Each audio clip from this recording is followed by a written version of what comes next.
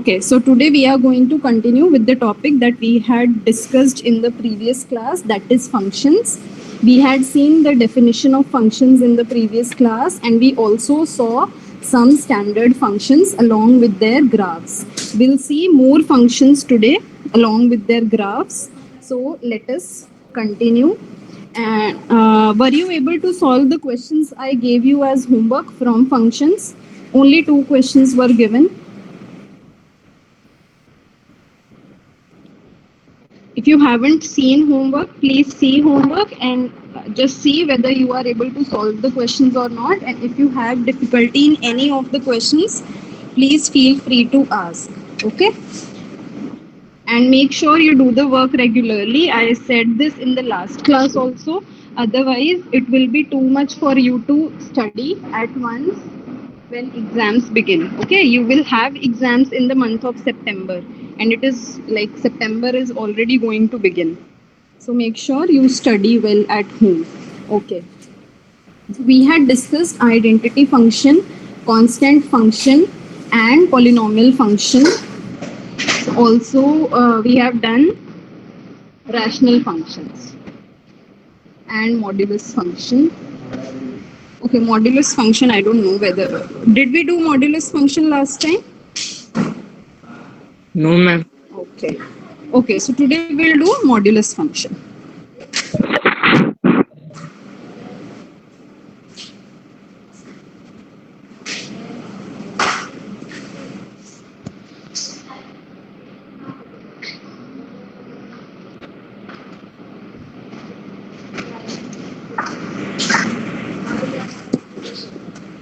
Yes, we finished at rational functions in the last class. Now let us discuss modulus function today. Okay, this is a new function for you, and it is something that is used very frequently in mathematics. Okay, so you should know the definition of the function and the details. Okay, so this will be function number 5. Okay, the fifth one is modulus function.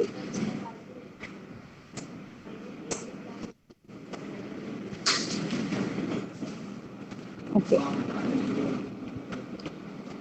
Now, modulus function, this is something that you have heard before, not in terms of function, but you must have seen. Have you heard about mod value? Yes, ma'am. Okay, so modulus function basically क्या करता है? कोई भी number होता है उसको, okay, if you haven't heard, that is also okay. What does modulus function do? If there is any number, okay, any value that is positive, तो modulus function positive value same return करेगा. जैसे कि अगर 5 है,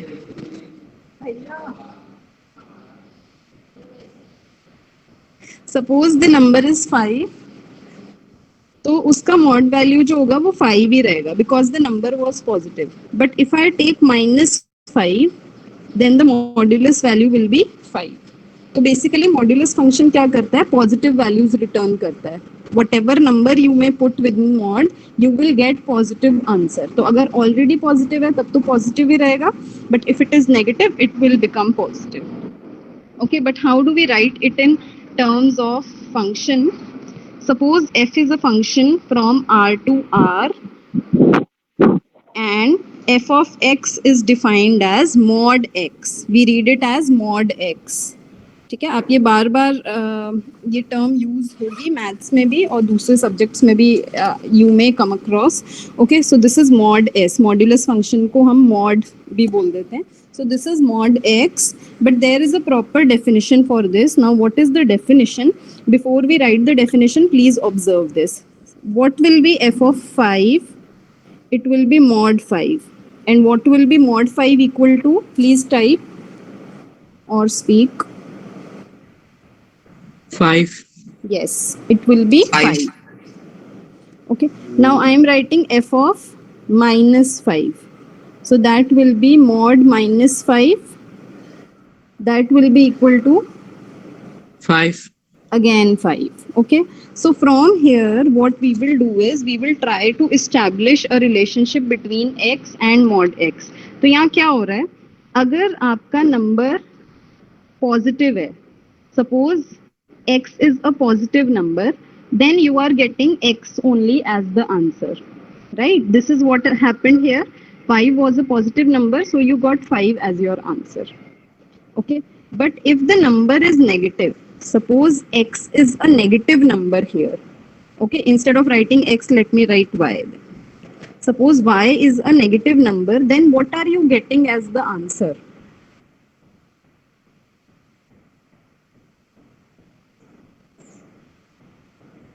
It's positive value.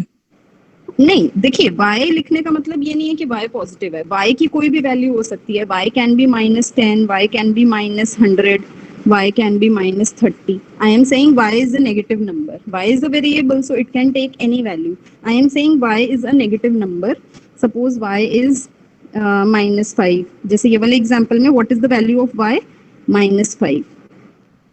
So the answer you are getting is +5, right?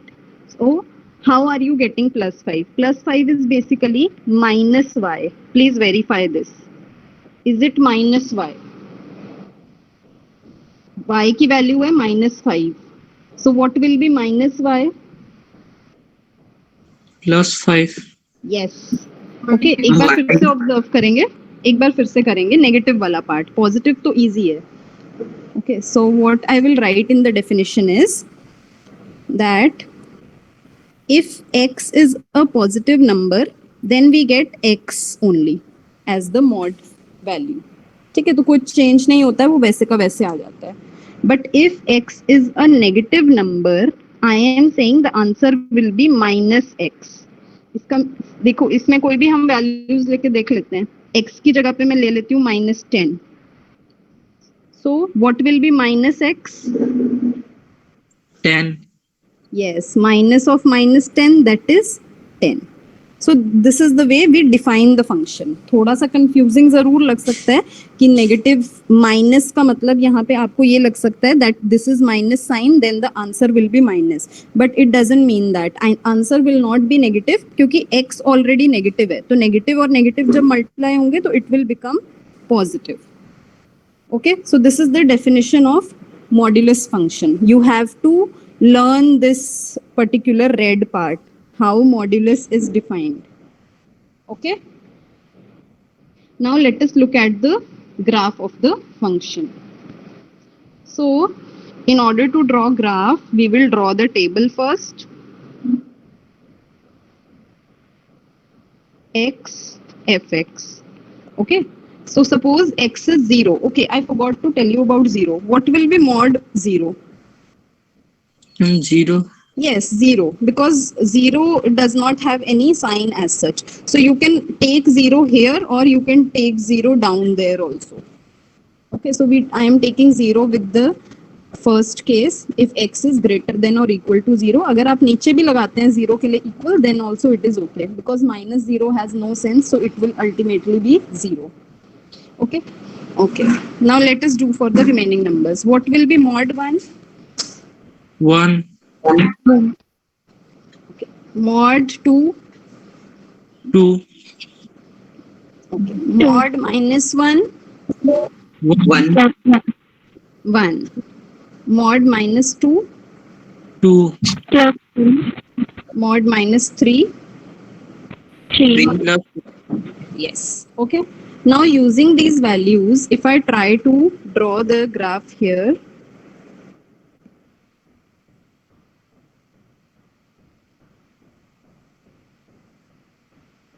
this is x-axis, y-axis and 0, and I'm going to mark some points.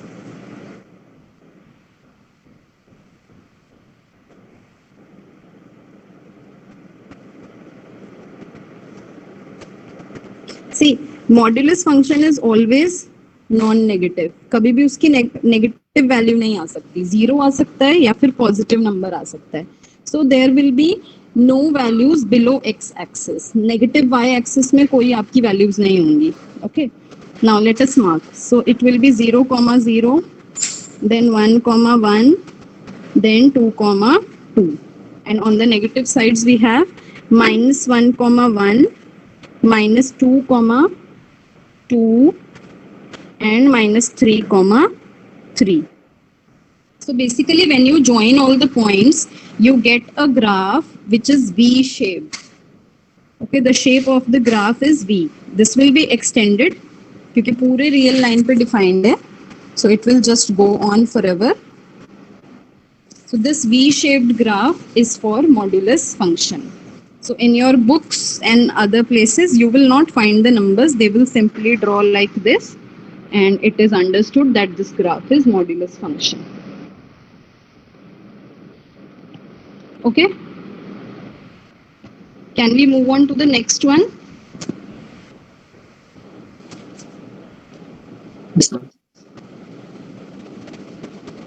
Is this clear? Any doubt in this? Okay.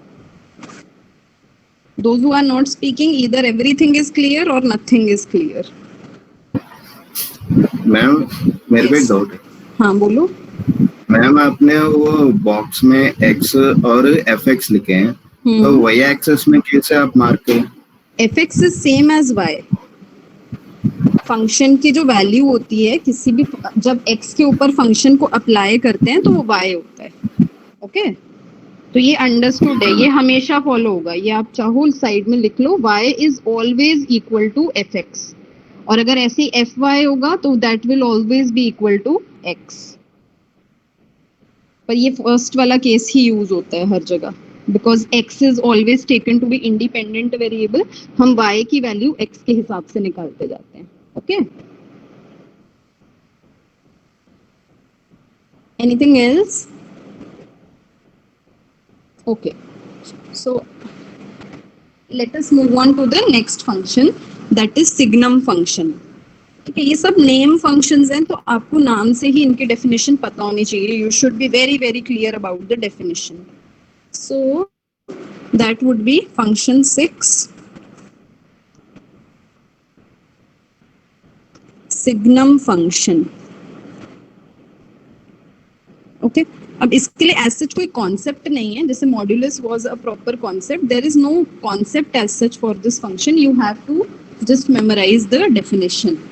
Okay, so the function is defined as f is a function from R to R and it is defined as fx is equal to. अब जैसे modulus में हमारे पास दो अलग अलग values आई थी, वैसे इसमें तीन अलग अलग वैल्यूज आती हैं. जितने भी पॉजिटिव नंबर्स हैं, if x is greater than 0, okay, if x is greater than 0, then the value of the function is 1. If x is less than 0, then the value of the function is -1. And if x is equal to 0, the value of the function is 0. ठीक है, तो ये as it is learn करना है, इसमें कुछ नहीं है, सिर्फ एक ये फंक्शन डिफाइन किया गया था और इसका नाम रख दिया गया signum function. Okay and this is a standard name, you will find in different books also. तो पता होना चाहिए कि सिग्नम फंक्शन होता क्या है. Okay, now let us try to find the values to draw the function's graph. ठीक है, यहाँ पे x लिखेंगे, fx is same as y. Okay, now tell me if x is 0, what will be the value of the function? 0. है ना, क्योंकि x is 0, value of the function is 0. Okay, now tell me if x is 1, what is the value of the function? 1. If x is 2, 1. if x is 3, 1. ठीक है, जितने भी positive numbers हैं सबके लिए वैल्यू 1 ही आएगी. Now let us right for negative numbers. If x is -1, -1. yes, -1. If x is -2, -1. if x is -3, -1. ठीक है, जितने भी नेगेटिव नंबर्स हैं सबके लिए -1 आएगा. Okay, now let us draw the graph.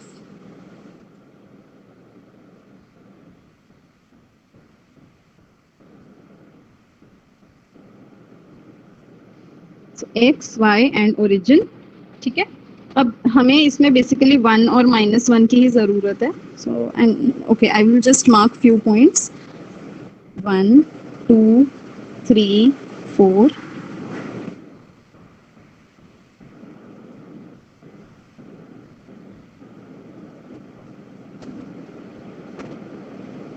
Okay.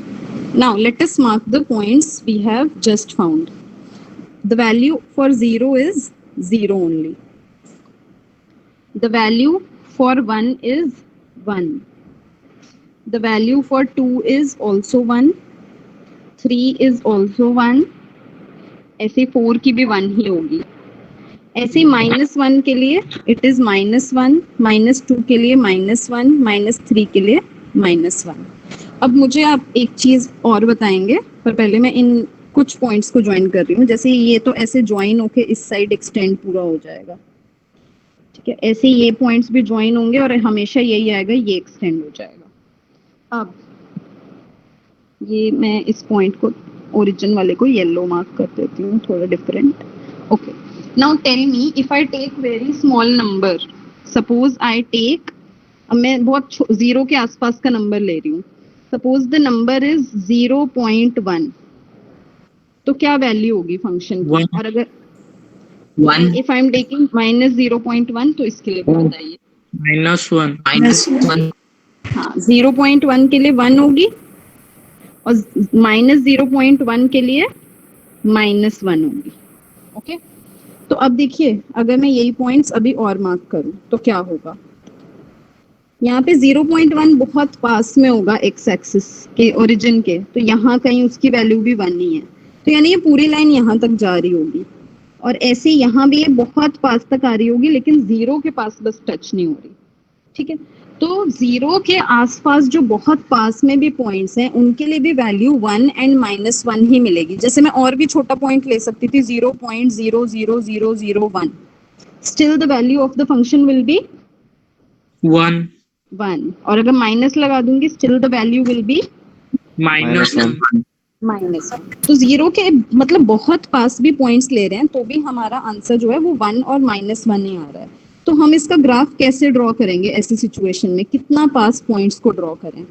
तो उसके लिए हम क्या करते हैं, यहाँ सब ध्यान से देखेंगे. This is new for you. वैसे कंप्लीटली न्यू भी नहीं है. You have seen this when we were doing intervals. हमने इंटरवल्स में क्या बोला था, एक बात याद कर ही लेते हैं. सपोज ये 2 पॉइंट्स हैं A एंड B, तो हम बोलते थे कि A एंड B के बीच के I am taking all the numbers accept A and B. तो सारे नंबर्स ले लिए थे मैंने A और B के बीच के, और एक्सेप्ट A एंड B. तो हम क्या करते थे, A के ऊपर एक और B के ऊपर हॉलो सर्कल हम ड्रॉ कर देते थे. Do you all remember this? Yes ma'am. ठीक है, आपने इंटरवल्स में पढ़ा था. तो A और B को बस नहीं लेना है, उनके बीच के सारे नंबर्स लेने हैं. ठीक है, तो ऐसे यहाँ पे क्या हो रहा है, सारे नंबर्स लेने हैं ओनली 0 को छोड़ के. 0 के अलावा हमें सारे नंबर्स पे वैल्यू वही मिल रही है. तो हम इसको कैसे मार्क करते हैं? सिर्फ जिसको छोड़ना है उसके लिए हम हॉलो सर्कल यहाँ बना देंगे. ठीक है, the circle is hollow, please remember, filled नहीं है ये. ठीक है, what we will do is we will draw a hollow circle at corresponding to 0. इसका मतलब है कि 0 के ऊपर वैल्यू 1 नहीं हो रही, 0 के ऊपर वैल्यू -1 भी नहीं हो रही है, 0 के ऊपर वैल्यू 0 हो रही है, इसलिए मैंने 0 वाले को सर्कल करके फिल कर दिया. और बाकी सब पॉइंट्स पे वैल्यू 1 रह रही है, जितने भी पॉजिटिव हैं, और जितने भी नेगेटिव पॉइंट्स हैं उनके ऊपर वैल्यू रह रही है -1. So this is the way we draw graph of signum function. ठीक है, हमने क्या किया एक बार फिर से बता रही हूँ. 0 का हमने 0 पे मार्क कर दिया है, इसलिए मैंने पूरा कलरफुल डॉट बनाया है. इसको मैं सपोज कोई और कलर, पर्पल कलर से मार्क कर रही हूँ. ये जो कलरफुल पर्पल डॉट है ये 0 के लिए है, because we saw for 0 it is 0. लेकिन 0 के आसपास के हमने देखा कि सारे नंबर्स के लिए वैल्यू 1 है अगर पॉजिटिव है. So that is why we drew a hollow circle here at 1, और उसके आगे हमने स्ट्रेट लाइन बना दी है, क्योंकि बाकी सब पॉइंट्स पे वैल्यू 1 ही आएगी, सिर्फ 0 को छोड़ के. Similarly on the negative side of y axis -1 ही आएगी सब सारे नेगेटिव नंबर्स के लिए, सिर्फ 0 को छोड़ के. तो 0 के नीचे फिर से हमने hollow सर्कल बनाया है. Okay, so this is how you draw the graph of signum function. ठीक है, और ये स्टैंडर्ड ग्राफ्स हैं, ये आपको याद होने चाहिए. ऐसे नहीं कि आप वैल्यूज निकाल के सोचें. आपको सबको लर्न करना है कि जैसे आप suppose if somebody says what is the graph of identity function, so without taking any values you should be able to draw this. You should be able to draw this, that this is the graph of identity function. ठीक है? So like this, if somebody asks you to draw the graph of signum function, readily you should be able to mark कि this will be 1, this will be -1, यहाँ पे hollow होगा, then straight line, यहाँ hollow होगा, then again straight line. Okay? So you have to learn the graphs by heart and also the definition of the functions. So this was signum function. Now we'll move on to greatest integer function. थोड़ा सा जैसे समझने की जरूरत है, ध्यान से सुनेंगे और समझेंगे. This will be 7th one.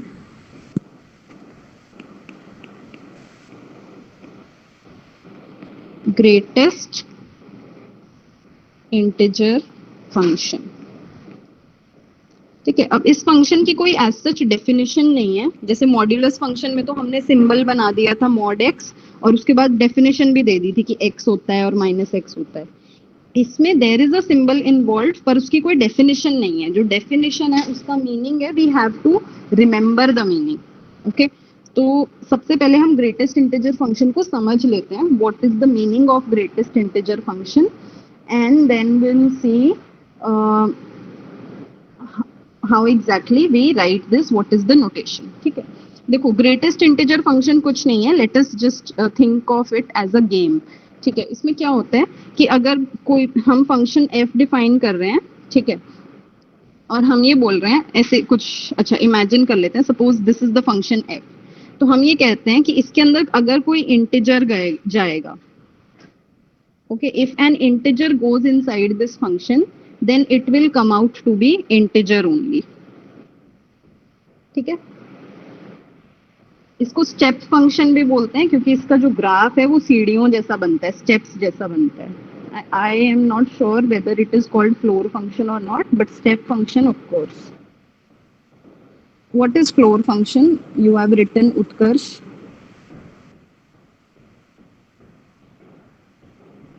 Ma'am इसमें लिखा है कि इंटीजर फंक्शन का ही नाम है. ग्रेटेस्ट इंटीजर फंक्शन का ही नाम है फ्लोर फंक्शन. ये तो ब्रैकेट में लिखा है फ्लोर फंक्शन. कहाँ पे ब्रैकेट में लिखा है? मैम बुक है मेरे पास उसकी, आरडी शर्मा में. अच्छा आरडी शर्मा में, हाँ हो सकता है लिखा होगा.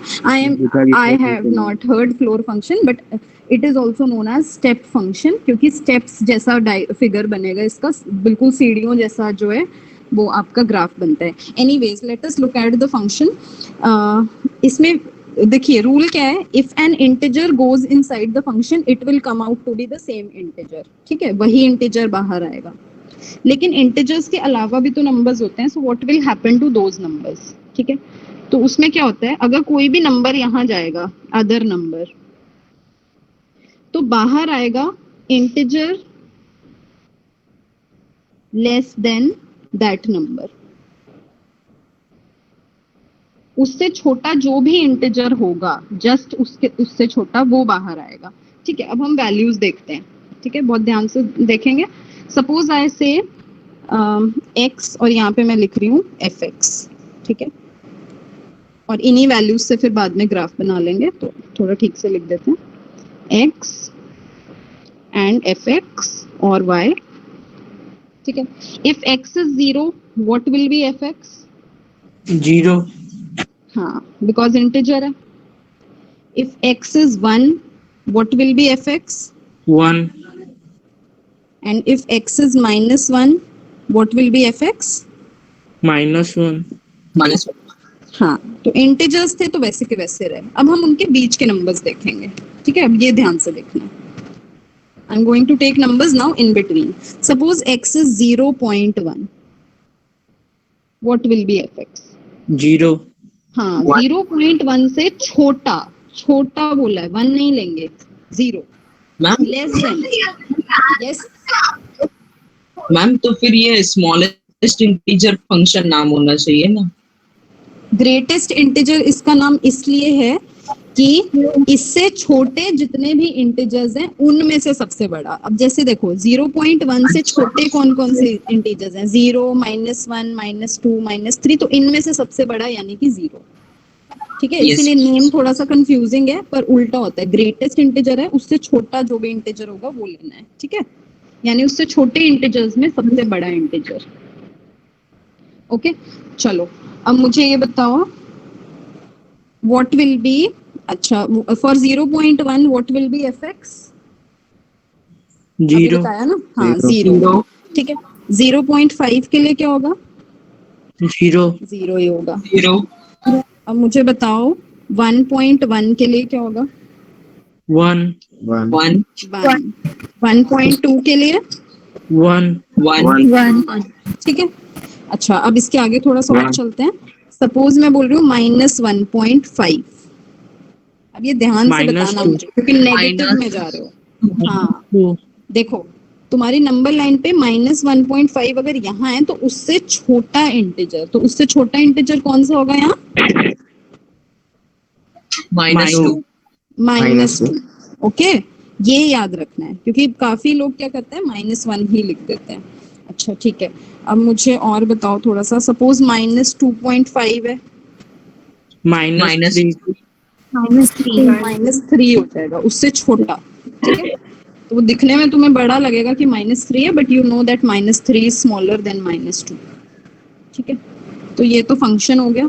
अब इसे डिनोट कैसे करते हैं, let us C.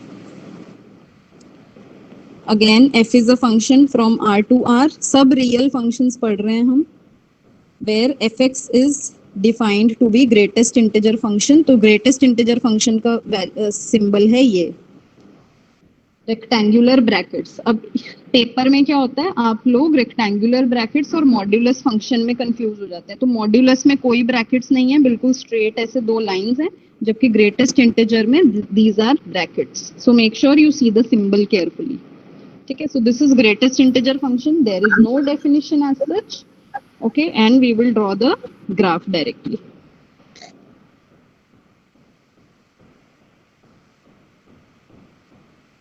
So x, y and 0, and I'm going to mark some points. थोड़ा दूर दूर बना देते हैं so that 2, 3, 1.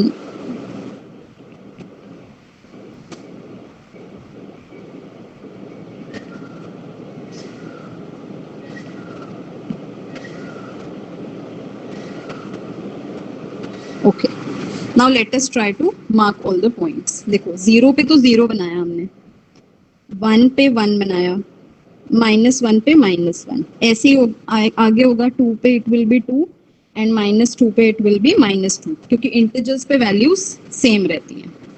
Now let us see the remaining ones. So let us use a different colour. या okay, for 0.1 what was the value? 0 हाँ, अब मुझे आप ये बताइए कि 0 और 1 के बीच में जितने भी नंबर्स हैं, डेसिमल्स होंगे ना सारे, 0.1, 0.2, 0.3, उन सब में वैल्यूज क्या होंगी फंक्शन की? 0 0 ही रहेगी। 0 ठीक है, तो ये पूरा हम ऐसे शेड कर देंगे, पर क्या 1 इंक्लूडेड होगा? नो मैम नो, क्योंकि 1 के ऊपर वैल्यू तो 1 है, तो 1 को हम कर देंगे हॉलो सर्कल। ठीक है, अब ऊपर चलते हैं। 1 और 2 के बीच में, 1 और 2 के बीच में जितने भी नंबर्स हैं उनके लिए ग्रेटेस्ट इंटीजर फंक्शन की वैल्यू क्या होगी? 1 हाँ, 1, छोटा नंबर लेना होता है, तो सबके लिए वैल्यू 1 होगी, और 2 के लिए तो 1 नहीं होगी, तो इसलिए 2 पे हम कर देंगे हॉलो सर्कल।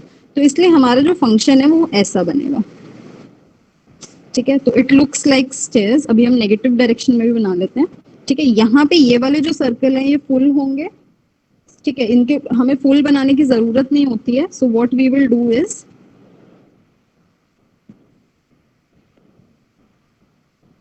अगर खाली होता है तो वो बनाने की जरूरत होती है, अगर कुछ नहीं बनाया तो it means it is full. So we will mark like this. ये 0 का हो गया, फिर यहाँ ये 1, देन 2। ठीक है, now let us go to the negative side. ठीक है, अब 0 और -1 के बीच में जितने भी नंबर्स हैं, ध्यान से सोचेंगे, 0 और -1 के बीच में जितने भी नंबर हैं उनके लिए क्या होगा वैल्यू? -1 देखो आप लोगों ने यहाँ निकाला भी है, 0 और -1 के बीच के ये वाले नंबर्स थे ना, नहीं नीचे नीचे नीचे नीचे, मैंने लिया ही नहीं है वो वाले नंबर्स 0 और -1 के बीच में। Suppose you take any number between 0 and -1, suppose -0.5, तो उसका आंसर क्या होगा? -1 -1, उससे छोटा इंटीजर, ठीक है, तो -1, तो उन सबके लिए -1 होगा, पर क्या -1 के, हाँ, और -1 के लिए भी -1 होगा, तो लेकिन क्या 0 के लिए -1 होगा? No ma'am.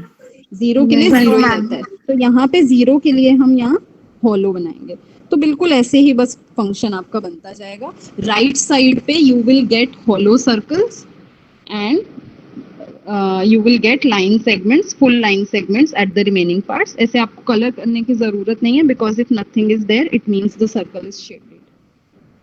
Okay, so since it looks like steps, that is why it is also called step function, but official name is greatest integer function only. Ma'am Yes, ma'am अगर मैंने नंबर लिया 0.999999 1 से बहुत क्लोज, तब भी हाँ। 0 ही answer आएगा? तब भी 0 ही होगा, बिल्कुल 0 ही आंसर आएगा। मतलब उससे छोटा हमें रैशनल नंबर, उससे छोटा इंटीजर लेना है तो वो 0 ही रहेगा, कितना भी आप बड़ा, मतलब कितना भी क्लोज क्यों ना हो वो 1 के, लेकिन अगर वो 1 से छोटा है तो फिर उससे छोटा इंटीजर आपको लेना होगा, दैट विल बी 0। ठीक है, समझ में आया? किसी को कोई डाउट हो तो प्लीज पूछिए।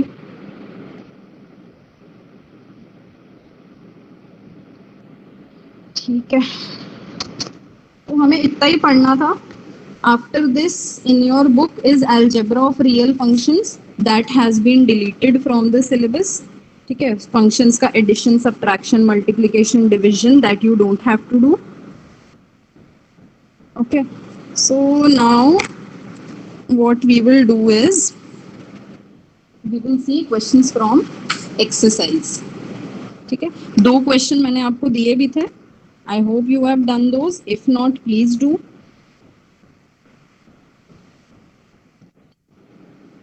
मैम Yes, मैम इसका वीडियो यूट्यूब पे आप अपलोड करोगे? हाँ हाँ करूँगी। Okay, now let us quickly look at 1 or 2 questions and then the chapter would be over. बहुत छोटा चैप्टर था, मिसलेनियस प्रॉब्लम्स आप लोग ट्राई करेंगे, पहले एक आध क्वेश्चन कर लेते हैं। 2 क्वेश्चन मैंने होमवर्क में दिए थे, 1-2 क्वेश्चन और करेंगे। क्वेश्चन नंबर 2 है, you have to find the domain and range of the given functions.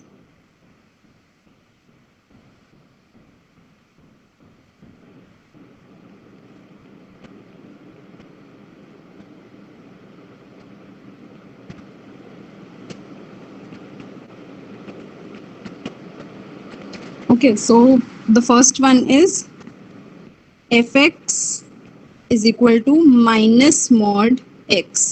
अब इन क्वेश्चंस में कोई वर्किंग नहीं होती है, आपको सोच के इसमें लिखना होता है कि what will be the answer.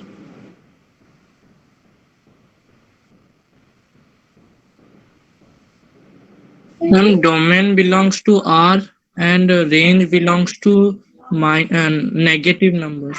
हाँ, who is new student? Kumar Sagar, new तो कोई एडमिशन नहीं हुआ है।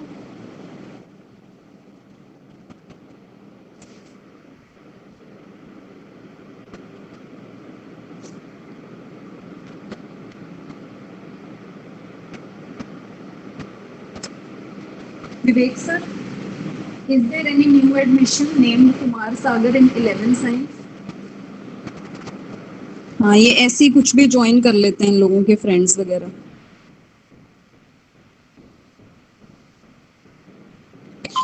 Okay.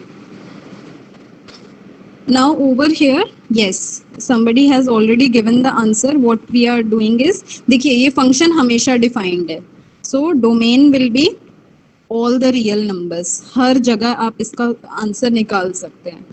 एंड रेंज का मतलब है कि क्या आंसर्स आएंगे तो रेंज देखिए 0 पे वैल्यू 0 ही आएगी, तो रेंज में 0 होगा और सारे नेगेटिव नंबर्स होंगे, तो हम इंटरवल फॉर्म में लिख सकते हैं -∞ से लेकर 0 तक, जिसमें 0 इंक्लूडेड होगा, और -∞ क्योंकि नंबर नहीं है तो इंफिनिटी और -∞ में हम कभी क्लोज्ड ब्रैकेट्स नहीं लगाते हैं, so this will be the range. ये समझ में आया कि रेंज कैसे निकाला है? Yes ma'am. ठीक है, कोई डाउट हो तो प्लीज बीच में ही पूछ लिया कीजिए। ओके, सेकंड वाला देखते हैं। सेकंड पार्ट इसमें जो गिवन है that is fx is equal to √9 - x², ये फंक्शन है। ठीक है, तो हमें ये बताना है इसमें कि what is the domain and what is range. Domain का बेसिकली मीनिंग होता है कि कौन कौन से पॉइंट्स पे ये फंक्शन डिफाइंड होगा, क्योंकि कभी जैसे हमने उसमें देखा था ना रैशनल फंक्शन में 1/x, तो वो 0 पे डिफाइंड नहीं था, तो उसका जो रेंज होगा वो सारे रियल नंबर्स, डोमेन जो होगा वो होगा सारे real numbers minus the point 0।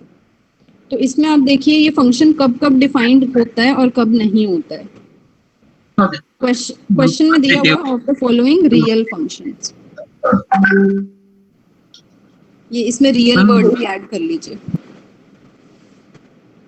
And domain will be 3 to -3 and range 0 to 3. Okay, let us see. पर देखिए डोमेन फंक्शन के डिफाइन होने के लिए आपको क्या चाहिए? आपको ये चाहिए कि 9 - x² जो है वो 0 से बड़ा होना चाहिए या 0 के इक्वल होना चाहिए, तभी हम उसके स्क्वायर रूट की बात कर सकते हैं, क्योंकि हम रियल फंक्शन से डील करते हैं, कॉम्प्लेक्स नंबर्स पे नहीं आए हैं अभी। ठीक है, कॉम्प्लेक्स नंबर्स में नेगेटिव भी हो सकता है। तो since it is a real function, since f is a real function, तो क्या होगा, फंक्शन को ऐसे भी लिख देते हैं हम fn। ठीक है, क्योंकि f यहाँ पे ये एक रियल फंक्शन है, तो 9 - x² जो है वो या तो 0 से बड़ा होना चाहिए या 0 के इक्वल होना चाहिए, अदरवाइज हम उसका स्क्वायर रूट नहीं निकाल सकते हैं। तो इसका मतलब क्या है, 9 इज ग्रेटर देन और इक्वल टू x²। ठीक है, तो इसमें x की वैल्यू किसके किसके बीच में आएगी? x की वैल्यू आएगी -3 और 3 के बीच में। ये एक स्टैंडर्ड रिजल्ट होता है, साइड में लिख लेंगे note, this is a standard inequality. You will study about this inequality later, लेकिन आपको पता होना चाहिए।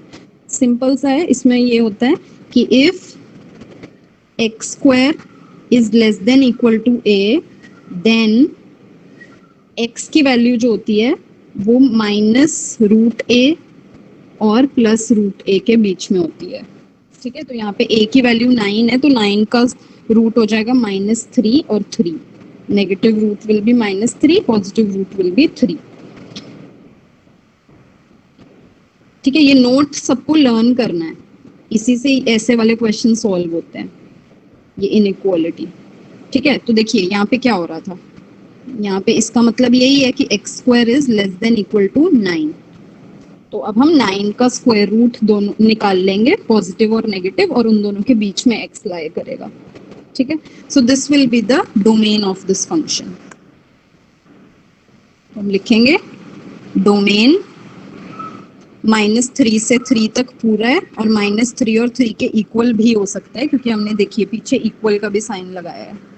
इट कैन बी इक्वल, क्योंकि यहाँ पे हमने 0 के इक्वल भी लिया है। If it is 0 equal to 0, तो फिर उस यहाँ पे भी नीचे इक्वलिटी आएगी।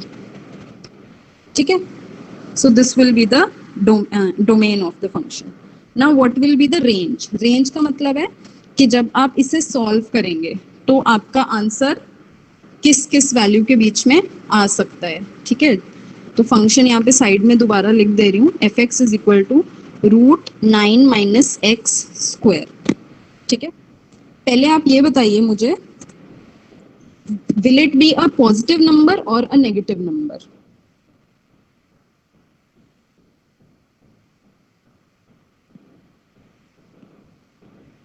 आपका जो रेंज, जो आंसर आएगा जब भी आप fx निकालेंगे, हाँ, ये हमेशा पॉजिटिव होगा। ये पता है क्यों पॉजिटिव होगा?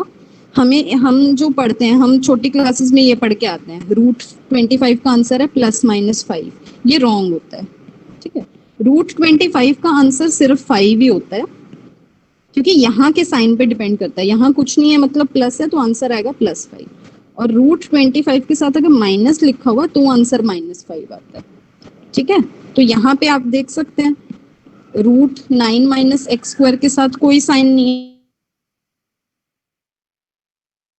पॉजिटिव ही आएगा। ठीक है, तो रेंज में नेगेटिव नंबर्स डेफिनेटली नहीं आएंगे, और रेंज में 0 भी आ सकता है। अगर यहाँ पे हम 3 पुट करें तो 0 आ जाएगा, सो इट कैन बी 0। और मैक्सिमम कितना आ सकता है? 3। हाँ, मैक्सिमम 3 आ सकता है। ठीक है, जब अगर x 0 हो जाएगा तो रूट 9 हो जाएगा, तो मैक्सिमम 3 आ सकता है, तो ये हमारी रेंज हो जाएगी। ठीक है, तो ऐसे वाले क्वेश्चंस को करने का कोई ऐसा डेफिनेट मेथड नहीं है। What you have to do is you have to like observe the things. अगर आप डोमेन ठीक निकालेंगे तो रेंज भी ठीक निकल जाएगी। डोमेन इज मोर इम्पोर्टेंट, क्योंकि उसके बेसिस पे आप रेंज निकालेंगे। ठीक है, one more question is there of this kind, I will give that to you as homework. ठीक है, होमवर्क सब लोग चेक कर लेंगे। And please remember that algebra of function, that is plus, minus, multiply, divide, is no more in syllabus. Okay, I will send you the homework, and I will also tell you which questions from miscellaneous have been deleted. Okay, क्योंकि algebra नहीं है अब, तो फिर कुछ questions delete हो गए होंगे। ठीक है, okay, that's all for today's class. Thank you so much. See you in the next class.